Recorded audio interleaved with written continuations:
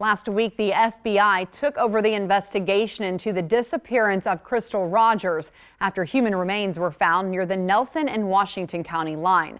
While the remains have yet to be identified, there is speculation they might belong to Rogers.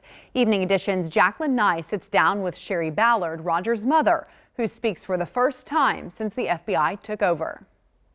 Over the last 5 years, Sherry Ballard has never lost hope that she'd get some answers in the disappearance of her daughter, Crystal Rogers. And today, she says she's been working with the FBI for over a year. It's like working a puzzle and not getting that done. And you're missing two very main pieces of that. Crystal Rogers was last seen by her boyfriend, Brooks Hauk, on July 3rd, 2015. Sherry Ballard and her husband, Tommy Ballard, were determined to find answers, and Tommy was shot and killed while hunting in November of 2016. 3 weeks ago, just after the 5-year anniversary of Crystal's disappearance, human remains were found. While the remains haven't been identified, there is speculation it could be Rogers. Deep down, I'm scared of what I'm going to find out, but at the same time, I want to know. People are not going to understand how I feel about that, and it's very hard because I pray that it is my daughter.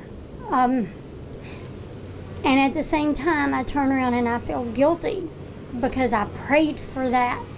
The human remains were found in a riverbank near the Nelson-Washington County line, an area Sherry says looked different to her and Tommy a few years ago. Searched the area, but we didn't search up on the bank. We went down the river and searched down the river. Sherry says she knows without a shadow of doubt who was responsible for her daughter's disappearance.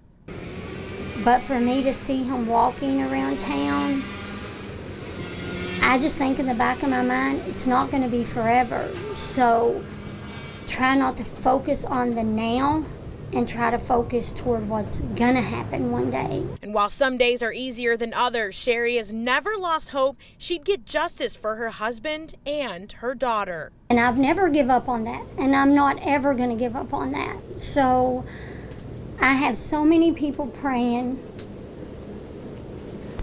and I don't think God is not going to give me that. All to bring Crystal home. In Nelson County, Jacqueline Nye, Evening Edition.